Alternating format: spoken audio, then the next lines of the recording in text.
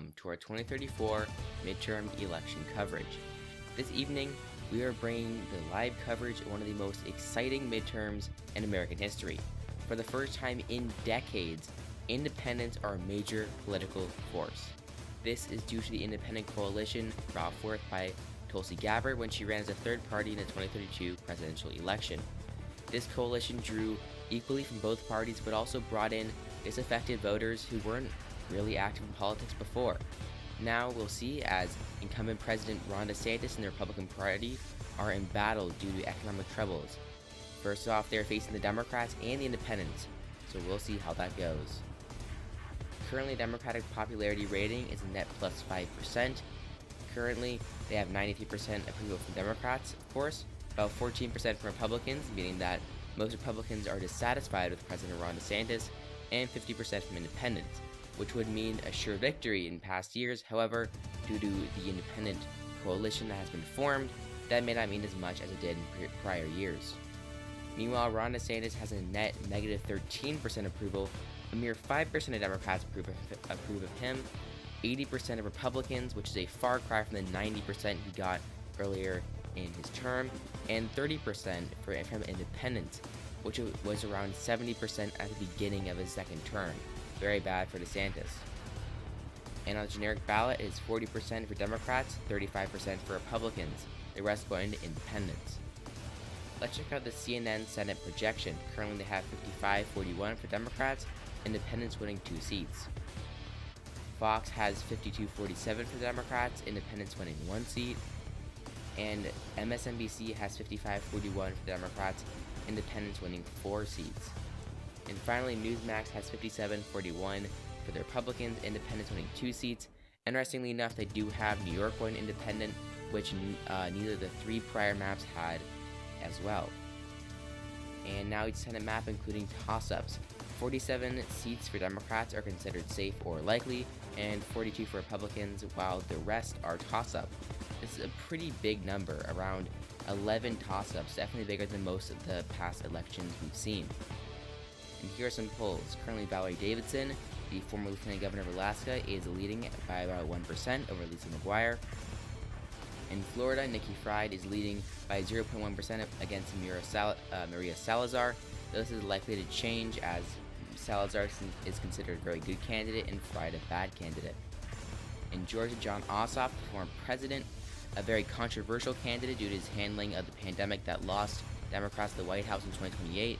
Currently, he was renominated as Georgia Senate for Democrats and is running against incumbent Senator Herschel Walker. He's currently trailing Walker by about 1%. In Iowa, State Auditor Rob Sand is facing off against potential 2036 presidential election contender Pat Grassley, the incumbent senator and grandson of former Senator Chuck Grassley. This is a good time to mention that many potential 2036 contenders are going to be up for election this evening. We'll see how they do and how that will shape the 2036 presidential race, which will be the first in many years that is entirely open, as primaries will have no incumbents in either party. In Kansas, Greg Orman is currently leading Tracy Mann and Mark Pullen by about 0.8%. The very moderate Senator Jerry Moran actually endorsed Orman for his seat, leading to Orman's success. Orman's also very well known for his independent run in the 2018 Kansas gubernatorial race, in which he garnered about 6% of the vote. In Louisiana, Bel Edwards, a former governor, is running as an independent. Now, Louisiana does have a top 2 primary system, so Democrats went all in and endorsed Edwards. There are no other Democrats and very few other independents that are left-wing. Therefore, Edwards has most of the left-wing and center support. He's running against former State Attorney General Jeff Landry, and there are a few other minor candidates getting small amounts of the vote. In New York, it's currently very close between Thomas Suozzi and Lee Zeldin, 2 very centrist representatives, and Andrew Yang, a very well-known businessman and third-party politician. In North Carolina, former Governor Josh Stein is facing off against Senator Ted Budd. Stein lost the 2032 North Carolina Senate race by a very narrow margin, but he overperformed Kamala Harris on the Senate ballot by enough that he's considered a top recruit in North Carolina.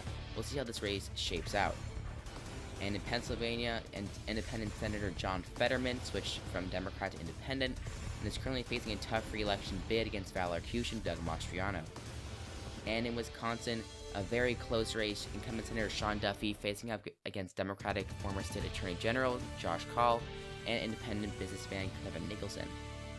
And here are the CNN governor map.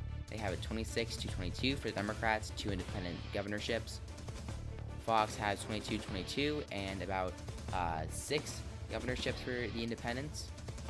And in MSNBC, it is 27-20 for Democrats, 3 independent governor wins. And Newsmax has 34-13 for the Republicans, 3 independent wins. And now here's a map of toss-ups. Definitely a lot less than the Senate map, as you can see. Currently, 20 seats are considered safe or likely for Republicans and 17 for Democrats and 4 for the Independent Party.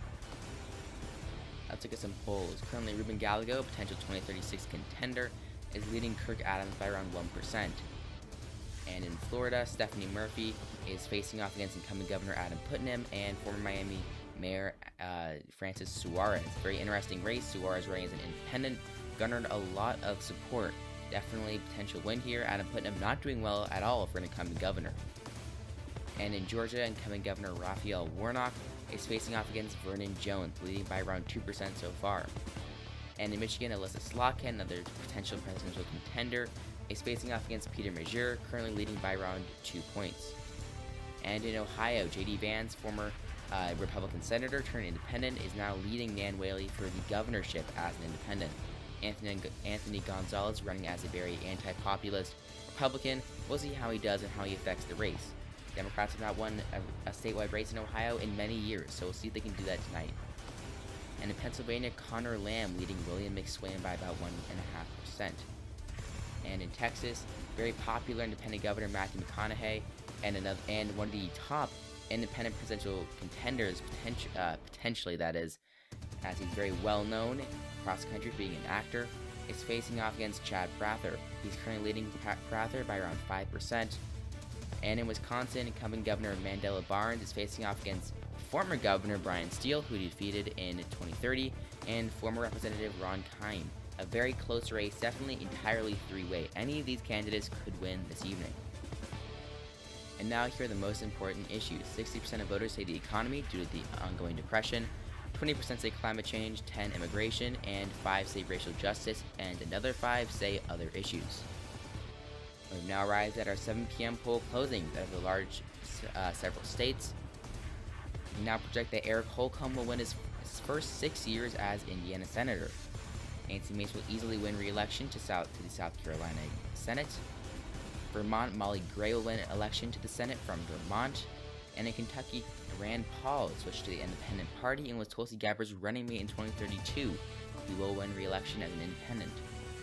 In Georgia, too close to call between Jon Ossoff and Herschel Walker. And in South Carolina, this race was thought to be competitive, but it actually turns out not to be. Alan Wilson will easily win re-election. And in Vermont, TJ Donovan will win re-election. Vermont will go blue once again. And in Georgia, Raphael Warnock actually outperforming Jon Ossoff by around 3 points. He's currently leading Vernon Jones by around 30% with the early vote in. And in the Senate map, it is now 36 for Democrats, 33 for Republicans, and 2 for the Independents. This counts for one other independent senator who is not up for re-election this evening. And on the governor map, it is 10-6 for the Republicans. And now is our 7:30 a.m. poll closings. We can project that Jim Renacci will easily win re-election to the Senate from Ohio. And in North Carolina, too close to call, Josh Stein leading by a very big margin with the early vote in. And in Ohio, too close to call for the governorship, Nan Whaley winning with the very little Democratic vote that is in so far. And we now have our 8 p.m. poll closings out of a very large batch of states. We can project that Mo Brooks will keep the Alabama Senate seat red. And in Missouri, Eric Schmidt will win another 6 years as U.S. Senator. In Oklahoma, James Langford will win another 6 years as Senator. And in Connecticut, William Tong will win his first 6 years as Senator from Connecticut. In Illinois, Tammy Duckworth will keep the seat blue for another 6 years. And in Maryland, Chris Van Hollen will win re-election. That should be his picture, not William Tong. Our apologies. In New Hampshire, Maggie Hassan will win another term. And in Florida, it is too close to call between Nikki Fried and Mira Salazar. Pennsylvania, too close to call. Arkush has the lead currently. And in Alabama, Will Ainsworth will easily win re-election. In Oklahoma, Todd Lamb will win re-election. And in Tennessee, Trey Hardy will win another 4 years as governor. In Maine, Sarah Gideon will win her next term as governor of Maine. And in Maryland, John King will win another term. And in Massachusetts, another top 2036 contender, Michelle Wu, definitely a top potential president in the future. She has easily won re-election in the very blue state of Massachusetts. In Rhode Island, Matt Brown has won re-election. And in Connecticut, Edward Kennedy, switching to the Independent Party, has won election to the Connecticut governorship. This will be his second term, however, this time he is an independent. And same thing for Sherry Bustos, one election as a Democrat, now an independent. She will win another 4 years as governor. In Florida, it is too close to call. Stephanie Murphy has the early lead, Putnam in second, and Francis Suarez in third. In New Hampshire, this race was not expected to be close. However, Chris Pappas is overperforming expectations and is right behind Chris Van Ostern, 36% to 35%. Meanwhile, in Pennsylvania, Connor Lamb has a very big lead over William McSwain. And the Senate map, as you can see, 40 seats for Democrats, 37 for Republicans, and still 2 for Independents. And on the governor map, it is 13 to 10 for the Republicans, still 2 for the Independent Party. And we have our 8:30 p.m. poll closings out of the state of Arkansas. Sarah Huckabee Sanders will easily win election to the U.S. Senate. And in the governorship, Tim Griffin will win election to the governorship. And now over 9 p.m. poll closings, another large batch of states having their polls close. We can project that John Hoeven will easily win re-election to the U.S. Senate, a long-serving senator. Senate Majority Leader, and he hopes to remain that this evening, John Thune will win re-election from South Dakota. And in Colorado, Michael Bennett will win re-election. And in Kansas, too close to call, Tracy Mann has the lead about 12%. Currently, we expect it to shrink though as the night goes on. And in Louisiana, too close to call between John Bel Edwards and Jeff Landry. Landry has the current lead so far. And in New York, too close to call, Thomas Suozzi leads Yang by 6 points, and Lee Zeldin is in a distant third. And now in Wisconsin, too close to call, Josh Call has a 9% lead over Sean Duffy, but mainly votes out of Dane County area, which is a very liberal area, so we expected this to change as well. And in Kansas, a potential presidential contender, Jake LaTurna, will easily win re-election. He won by a pretty big margin, showing his strength in a state that is shifting rapidly to the left. And in Nebraska, Mike Hilgers will win re-election as governor. And in South Dakota, Dusty Johnson will win re-election from South Dakota. In Colorado, Joe Neguse will win another 4 years as Colorado governor. And in Minnesota, Keith Ellison will easily win re-election. He will do very well in the state of Minnesota this evening and will win re-election as governor. And in New York, Maine Williams, another potential presidential contender, will win another 4 years as governor from one of the largest states in the Union. In Wyoming, Liz Cheney will win re-election as an independent. She will win by around 3 percentage points, and do not be mistaken, this was a close race, definitely. However, enough of the vote is in that we can project it at this time. In Michigan, Elissa Slotkin leads Peter Major, and in Texas, Matthew McConaughey leads Chad Prather by a very large amount. And in Wisconsin, currently Ron Kind has the lead so far. We can look at the Senate map right now, 41 to 40 for Democrats and still 2 for Independents. And governor, it is 17 to 14 for Republicans and 3 for Independents. And we will now have our 9 p.m. poll closings. Out of Utah, Mike Lee will win re-election. And in Arizona, Mark Kelly will keep the seat blue. In Nevada, Catherine Cortez Masto will win another 6 years as Nevada Senator. And in Iowa, currently it is a tight battle between Pat Grassley and Rob Sand. Grassley is a potential presidential contender, but if he loses re-election tonight, that will all come crashing down. And we now have a key race alert. That means we can either update some race data or project a key race. We can now project that Maria Salazar will win her first term as Florida Senator, defeating Nikki Fried to keep this seat red. And now in North Carolina, Josh Stein will actually unseat Ted Budd. He will make up for his loss in 2032 by defeating Ted Budd in 2034. Big win for Democrats this evening. And in Iowa, Ashley Hinson, another presidential contender, she will win re-election as Iowa governor. In Nevada, Stephen Horsford will win re-election as Nevada governor. And in Arizona, Ruben Gallego will currently lead Kirk Adams. It is too close to call though, 30% for Gallego. And we now have our 11 p.m. poll closings out of the Pacific Coast states. We predict that Raul Labrador will win re-election as Idaho Senator. California, Alex Padilla will replace Adam Schiff as Senator from California. In Hawaii, Brian Schatz will win re-election. And in Oregon, Shamia Fagan will win re-election. And now Pramila Jayapal will win as a very progressive candidate in Washington. She was considering running as an independent, however decided to stick with the Democrats. In Idaho, Russ Fulcher will win another 4 years as governor. And in California, Josh Harder will win his first 4 years as governor, replacing the progressive Katie Porter. Definitely a lot more centrist than Porter was, however he will still win nonetheless.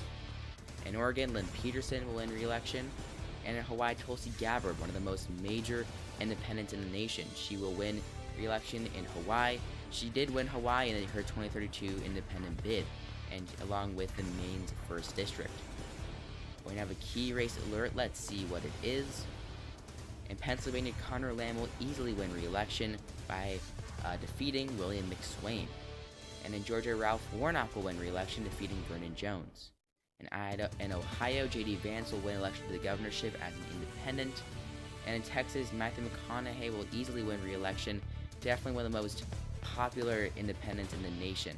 He definitely might be one of the independents' best shots at even winning the presidency in the near future. In the Senate map, it is 48 for Democrats, a mere 3 away from the majority, and 42 for Republicans, and just 2 for independents. Only one state has left to have its polls closed, Alaska, and the rest are toss-ups. In the governor map, it is 19-19, an exact tie. Meanwhile, independents have 6, and again, one state, Alaska, has yet to have its polls closed. And the GOP has said that they are still hopeful of victory, but this does look like a poker face as many key races are still to call, and the GOP is not doing well at all. And we have our 1 a.m. poll closings out of the state of Alaska. Out of the state of Alaska, Valerie Davidson is leading Liesl McGuire by about 1%. And Joe Miller, with a lot of independent support, will win the Alaska governorship for another 4 years. We now have enough data to make an Alaska county map. Here you can see the county map currently, not a lot to talk about. Valerie Davidson is leading, doing very well in many traditional Democratic areas. In the Georgia Senate race, neither candidate is over the 50% threshold to not warrant a runoff, so we may see one runoff in the future of this race. However, Herschel Walker is currently leading by around 3%, doing very well in some very traditionally Democratic suburban areas. And in the Iowa Senate race, it is neck and neck. 8,000 votes, or 0.8%, separates Pat Grassley and Rob Sand. Rob Sand taking a lot of votes away from Democrats, a race that they thought they might be able to make competitive. However, Rob Sand definitely took that away from them. Even so, this likely would have been competitive anyway. And the Kansas Senate race, it is very close. Greg Orman leading Trace Mann by just under 2%. And the Louisiana Senate race, Bel Edwards is leading by around 13%. Jeff Landry has about 40% to 53% for Edwards, but this is likely because of minor candidates taking up the rest of the vote. And the New York Senate race, currently Lee Zeldin is actually leading Andrew Yang by 1%. Thomas Sweezy is just nearly behind him. This is one of the true three-way races. Any candidate could win, and there could be a Republican elected from New York for the first time in nearly 3 decades. In Pennsylvania, very close. Doug Mastriano is leading John Fetterman by around 0.6%, and Valor Cruz has been kicked down to 3rd place.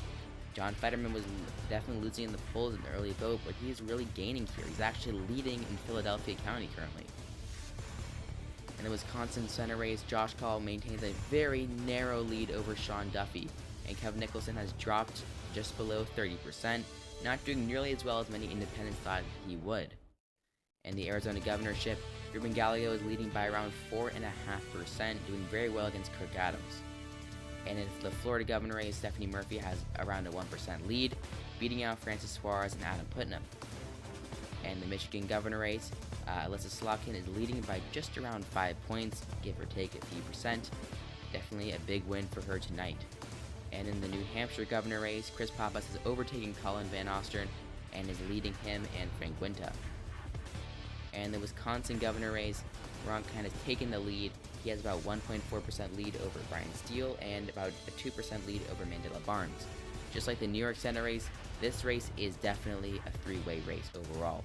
Any candidate could win. They're all very well known across the state and have a lot of strong bases of support. Mandela Barnes, the urban areas, Ron Kind, the populist and rural areas, and Brian Steele, many of the WOW counties and other very conservative strongholds.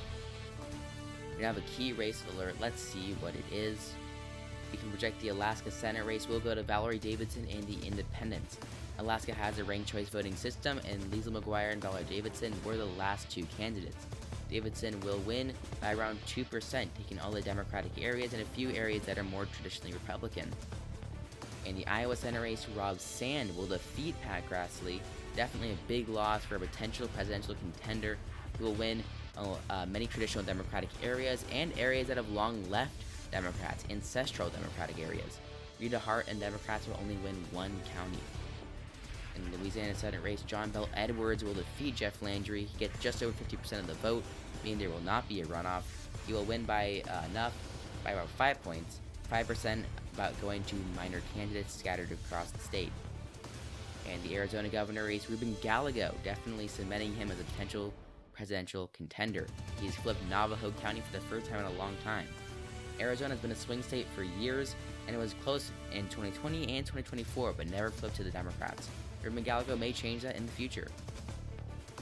And in the Michigan governor race, Elissa Slotkin, just like Ruben Gallego, potential presidential contender, she will win the Michigan governor race and actually flip the heavily working class McComb County, a big win for Democrats. In the Senate race, Democrats still stand at 48 and 42 for Republicans. However, independents have now got to 5 seats in the Senate. Governors, it is 21-20 for Democrats and 6 governorships for the independents. And we now have a key race alert. Let's see what it is. In the Kansas Senate race, another win for independents. Greg Orman will flip this seat to the independents and kick the Democrats down to 3rd place. They thought they could flip this seat. Kansas is undeniably trending red. The suburban shift has definitely helped Democrats, as well as the growth of Kansas City and the shifting to the left of Wichita. However, they were not able to with the strength of independent Greg Orman. In the Pennsylvania Senate race, John Fetterman will win by the skin of his teeth, 0.4%. He's doing this with strong votes from Pittsburgh. He will win the county with a lot of support, and actually him leading in Philadelphia County. He's gotten a large base of support there, interestingly enough. He's also doing well to the home of Harrisburg and Erie County as well. Definitely a big win for him. Erie is maintaining its bellwether status, voting for the winner, John Fetterman. In the Wisconsin Senate, Sean Duffy will win re-election. A very narrow race. Democrats and independents both thought they could flip this, but Wisconsin has undeniably trended very far to the right, and Sean Duffy will be able to hold on. Duffy is now cementing himself as a very strong contender in 2036 for president, and we may likely see him on the ballot in the primaries. In New Hampshire, Chris Pappas will defeat Colin Van Ostern and Frank Winta. A very big victory. As you can see, he's leading in all but 2 counties. And the Senate map has 48-43, Republicans getting 1 seat, and independents getting to 7 seats. 2 seats are now toss-up still, New York and Georgia. Meanwhile, on the governor level, 21-20, still the same, and 7 for independents. 2 seats, Wisconsin and Florida, are still up for grabs. Independents are celebrating big gains in both governors, House, and in the Senate. Matthew McConaughey who was really considered one of the main leaders of the independents besides Tulsi Gabbard and Andrew Yang. He referenced a potential White House win for either himself or a future independent. Of course, he was vague, as many politicians are, about presidential ambitions, but definitely independents are a force to be reckoned with after this evening. In the Georgia Senate race, it is definitely narrowed up. Jon Ossoff has gained grounds in the suburbs, but actually lost ground in rural black areas. He's now only 0.2% behind Herschel Walker. In the New York Senate race, it is still too close to call. Thomas Suozzi has taken a 0.1% lead over Lee Zeldin and is very close. The reason why Andrew Yang is doing so well is because Lee Zeldin and Thomas Suozzi are both very centrist candidates. They're both representatives, and Andrew Yang represents definitely knocking down the two-party system, as he would say. He is representing a more populist and progressive alternative to voters, and that is really appealing to a lot of people, and that is why he's doing so well. In the Florida governor race, currently Stephanie Murphy is leading by around 0.3%. Adam Putnam has gotten back into the race. Definitely, he still has a chance, but is definitely losing it. And the Wisconsin governor race, 0.1% separates Brian Steele and Ron Kind. Any candidate could win. It is super close. We now have a key race projection. We can now project one of the key houses of government, the U.S. Senate. Let's see who will win. The Democrats are the projected winner of the U.S. Senate, a major victory for them. This is a slap in the face to the Republicans and Ron DeSantis, and a major victory for Democrats. They haven't taken the Senate since 2024, and they haven't held it since 2026. We now project that Jon Ossoff will flip the Georgia Senate seat 50%, so there will not be a runoff. He'll defeat Herschel Walker. Big win for Democrats. In the New York Senate race, Andrew Yang will defeat Thomas Suozzi and Lee Zeldin. As you can see, he has a very broad coalition across the state, gaining with a lot of voters. In the Florida governor race, Francis Suarez will defeat Adam Putnam and Stephanie Murphy. As you can see, he's taking many traditional Democratic areas like Miami-Dade, Hillsborough, home of Tampa, and also the county that is home to Tallahassee. He's also winning many suburban and heavily Hispanic and Latino areas. In Wisconsin, Ron Kind will win. He's doing incredibly well in the driftless working class area, as well as rural areas across the state and Kenosha and Racine. He's also getting a large portion of the vote in Dane and Milwaukee counties. That is where he's getting a lot of his support, cutting to Mandela Barnes' margins. A big win for independents tonight. And here is our Senate map. 49 for Democrats, 43 for Republicans, and 8 for the independents. They went from 2 seats to 8, a 6-seat gain. Very good. Now we'll explain in a few minutes why the Democrats have the majority, but let's examine some margins here. One very interesting thing to note is that North Carolina actually moved to the left of Georgia. You don't see that every day. You also notice some places like Ohio and Missouri were a little closer due to independents, showing their strength and overtaking the Democrats from second place. That happened in several very rural states, for example, Idaho, North Dakota, South Dakota, Indiana. And Democrats didn't really try to compete there, but independents did, definitely spreading themselves as a force. Let's now look at the Senate county map created by your boy Alex. Thanks again for that. Now feel free to pause and examine, because there are many interesting things here. First of all, as you can see, Mark Kelly did very well in Arizona, flipping Yuma and Navajo counties, outperforming Ribbon Gallego even. In Oregon and Washington, there was a very strong independent presence. They would flip several counties in the state and really were a force to be reckoned with. As well, in California, Alex Padilla had a major win, winning many counties that are usually competitive. In Kentucky, you can see Rand Paul's massive win, the biggest for independents this evening. And then you can also look at several other states. Again, feel free to pause and look around. Now we can look to the Senate map and what is really essentially how the Democrats have the majority. So think of Senator Bernie Sanders. When he was elected as an independent, but he caucused with the Democrats. Same thing with many independents. Several have actually announced that they are formally leaving the Democratic Party, but will still caucus with them in the Senate, leaving it to 49-51 for the Democrats. But around 14 senators identify as independents. Definitely very interesting. Now on the governor's level, let's look at the margins here. Democrats won 21 seats, Republicans 20, and independents brought it to about 9 seats. Definitely some big ones here. As you can see, in places like Illinois, Ohio, and Connecticut, as well as Hawaii, independents won by a safe margin. They did very well. In Texas, they won by a likely margin, and that's definitely really good. They definitely gained a lot this evening and are definitely a force to be reckoned with in the political future.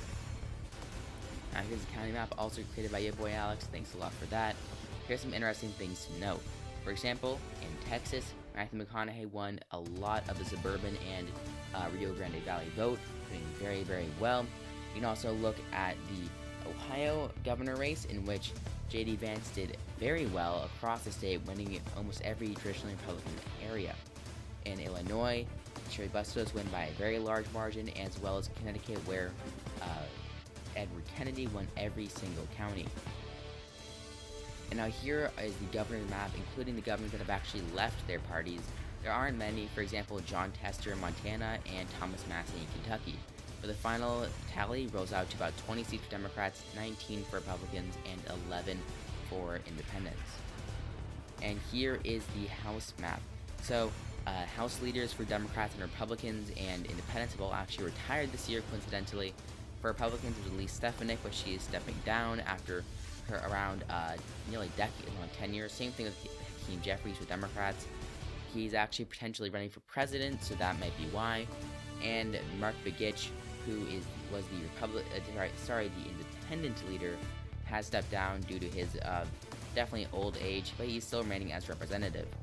So replacing them is Mike Gallagher for the GOP, Richard Ojeda for the Independents, and Pete Aguilar, one of the Hakeem Jeffries' top deputies for the Democrats. Now let's examine this map quite a lot, because there's a lot to look at. Independents had around, I believe, somewhere from 10 to 20 seats before this, and they're now at 61. They actually took control of several state delegations as well.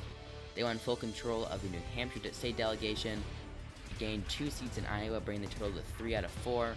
They won 2 more seats in Minnesota, won Montana's at-large congressional district, as well as flipped seats in Florida, Georgia, North Carolina, Arkansas, Missouri, and also flipped the West Virginia state delegation. They won several seats in Texas as well, and in California.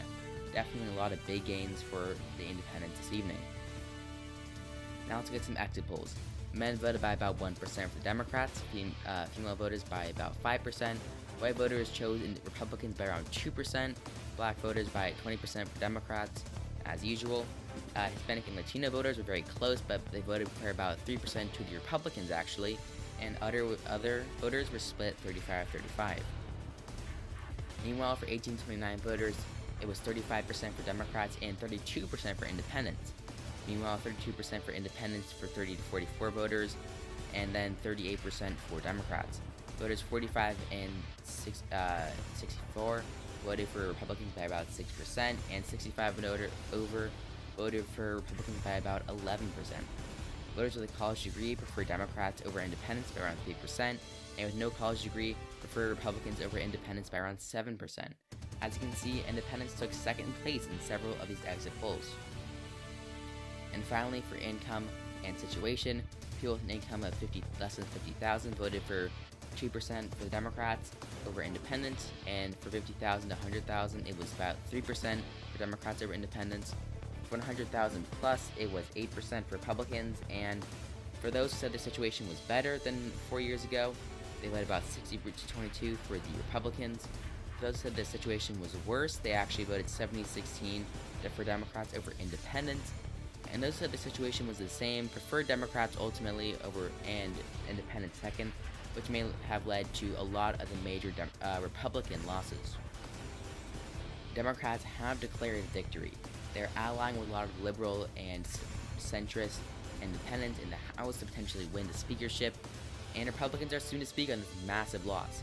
DeSantis has lost 2 midterms in a row, and if this depression doesn't get better, definitely the White House may flip back to the Democrats, or Independents for that matter, in the near future.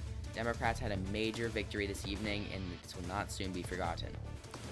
DeSantis has spoken about his loss at the White House. His party is in disarray as they're scrambling ahead of the 2036 elections. And hey, stay tuned for those primary videos, they're coming real soon.